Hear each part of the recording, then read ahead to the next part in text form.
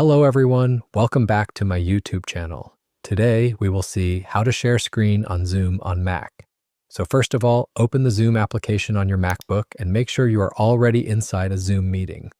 Once you're inside the meeting, look at the bottom toolbar and find the share screen option. Now click on share screen. A new window will appear on your screen showing different sharing options. Here you can choose whether you want to share your entire screen, a specific window, or an application. Simply select the screen or window that you want to share. After selecting everything, click on the share button. And there you go. Your screen is now being shared in the Zoom meeting. While sharing, you will see a small toolbar at the top of your screen where you can pause or stop screen sharing anytime. If you want to stop sharing your screen, simply click on the Stop Share button from the top toolbar. And that's it.